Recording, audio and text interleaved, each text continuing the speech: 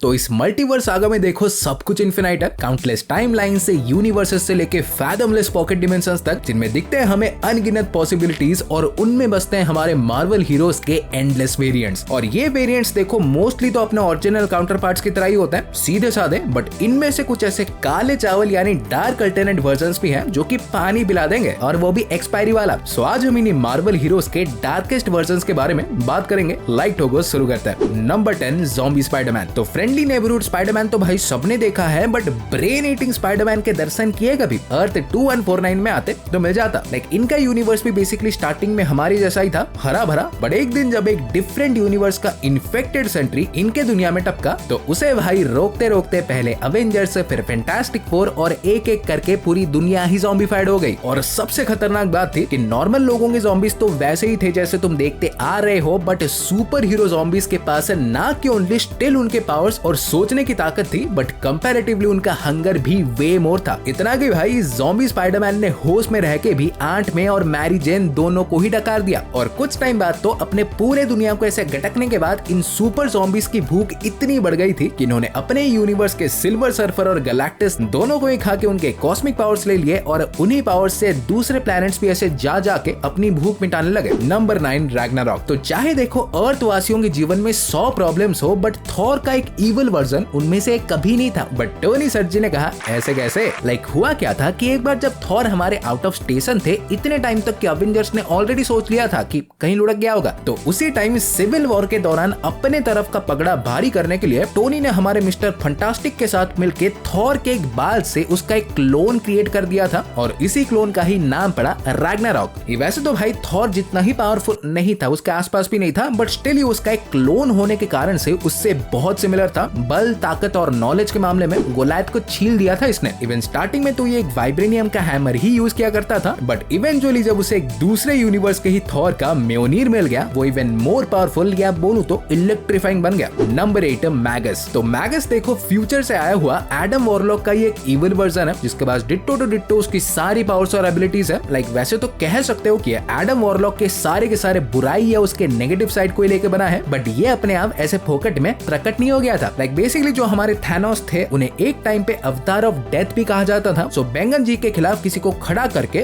दुनिया में हमारे लाइफ और डेथ का बैलेंस बनाए रखने के लिए ही ऑर्डर और केओस नाम की दो एंटिटीज ने मैगस को बनाया था अवतार ऑफ लाइफ के रूप में। बट ऑब्वियसली घंटा वैसा कुछ हुआ नहीं, तो ये हमारे अवतार ऑफ लाइफ के बदले एक कॉस्मिक टायरेंट ही बन गया। इसके पास वॉरलॉक की तरह ही enormous cosmic powers, energy manipulation, matter manipulation, soul manipulation, telepathy, quantum magic, immortality, ये तो पेटी पैक है ही, बट ये बंदा टाइम को भी अल्टर कर सकता है। मेरा कोई अल्टरनेट वर्जन हो तो उसके पास में मुझे यही सब चाहिए। Number 7 onslaught. तो वैसे तो ये टीन का डब्बा एक टोटल डिफरेंट कैरेक्टर है, बट क्योंकि हमारे मैग्नेटो और प्रोफेसर एक्स के ही कॉन्शियसनेस को लेकर बना है, तो इसे तुम काइंड ऑफ उन दोनों का ही एक कंबाइंड डार्क पर्सन कह सकते हो। लेकिन इनका निर्माण देखो बेसिकली ऐसा हुआ था कि मैग्नेटो ने एक बार वुल्वरिन की ऐसी चमड़ी उधेड़ दी थी कि उसका हीलिंग फैक्टर भी उसको हील नहीं कर पा रहा था। तो वुल्वरिन की ऐसी हालत देख के प्रोफेसर एक्स ने गुस्से में सीधा मैग्नेटो के दिमाग पे अटैक कर दिया। जिससे इस बार क्या हुआ कि जब वो मैग्नेटो के दिमाग में घुसा तो मैग्नेटो के अंदर जितने भी सारे नेगेटिव थॉट्स थे, उसका एंगर, ग्रीफ, वेंजेंस, ये सब के सब प्रोफेसर एक्स के कॉन्शियसनेस के अंदर ही चला गए। और गए तो गए, बट प्रोफेसर एक्स के अंदर भी जो 30 सालों से भरा हुआ नेगेटिविटी का समंदर था,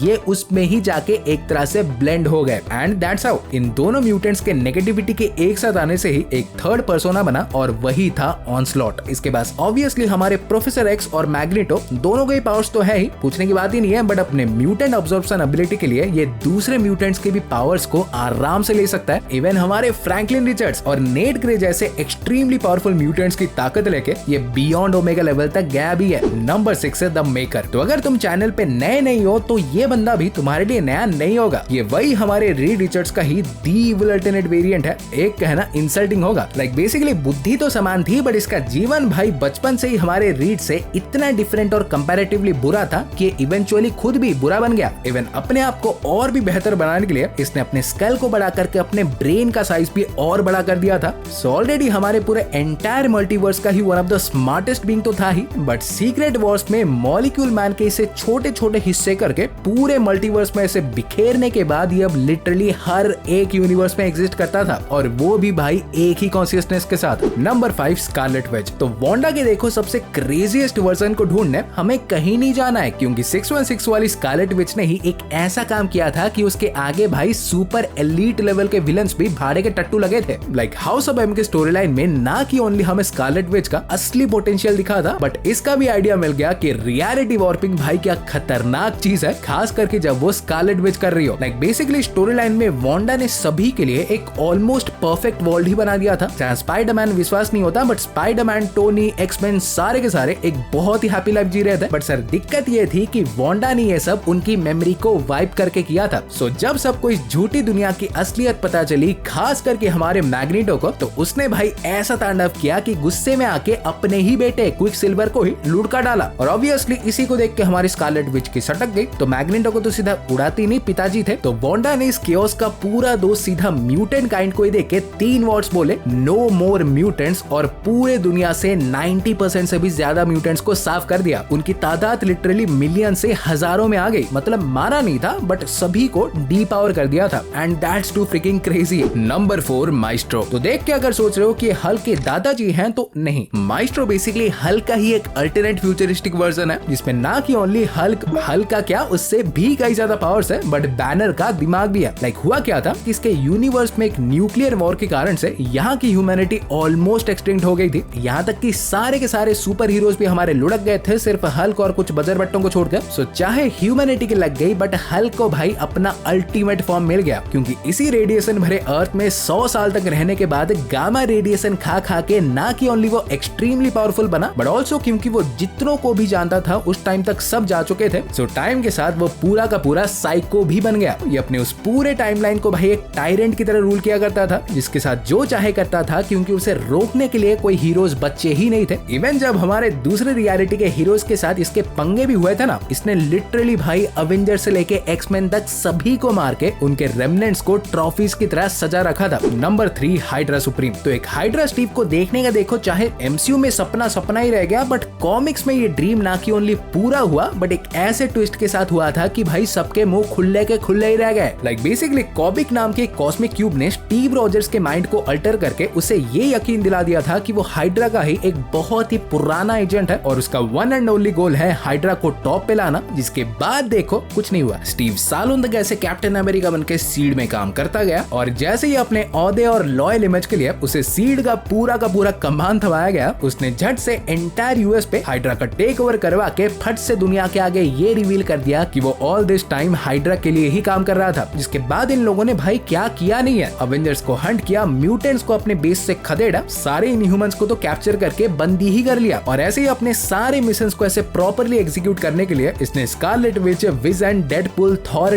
टास्क मास्टर जैसे बंदों को लेके अपनी खुद की भी एक अवेंजर्स ही बना ली। जिसके बाद देखो कहने की जरूरत ही नहीं है कि एक बहुत ही पावरफुल अनस्टॉपेबल फोर्स बन गया था। फिर नंबर 2 पे आते हैं हमारे सीधा मल्टीवर्स ऑफ मैडनेस से सुपीरियर आयरन मैन। तो आयरन मैन ने देखो डेफिनेटली ऐसे बहुत से कांड किए हैं जिससे उसका इमेज ग्लोबली क्या यूनिवर्सली खराब हुआ है, बट टोनी के इस वाले वर्जन ने अपने मोरालिटीज की बत्ती बना के पानी में ही बहा दिया था। लाइक बेसिकली एक्सिस इवेंट नाम के एक स्टोरी लाइन में स्कारलेट विच ने यहाँ भी कांड करके गई है। ऑनस्लॉट से सबको बचाने के लिए एक स्पेल फूका था, जिससे ऑनस्लॉट का पता नहीं, बट इस स्पेल के भाई साइड इफेक्ट से सारे हीरोज और विलन्स के मोरालिटी ही रिवर्स हो गए। लाइक सारे हीरोज बन गए विलन्स और विलन्स बन गए हीरोज, जो कि इवेंचुअली देखो सारे केओस के बाद अंडू तो हो गया, बट आयरन मैन हमारे विलन ही रह गए। और यहीं से सुपीरियर एरा या बोलो तो उसके डार्क एम्पायर की शुरुआत हुई। इसने अपना एक brand new symbiote infused endosym armour बनाया था, जो कि स्टिल इस डेट तक आयरन मैन का one of the most powerful armour है। फिर एक्सट्रीमिस्ट 3.0 नाम का एक टोटली फ्री ऐप लॉन्च करके पहले लोगों को उसे एडिक्ट करवाया, और उनके एडिक्ट होने के बाद उनसे पर डे $100 का चार्ज करना शुरू कर दिया। सारे शहर में अपने ड्रोन्स छोड़ दिए हर किसी पे नजर रखने के लिए, यहाँ तक कि कुछ टाइम के लिए उसने डेयरडेविल की आंखें भी ठीक कर दी थी, जस्ट अपने आप को एक सुपीरियर पावर दिखाने के लिए। भाई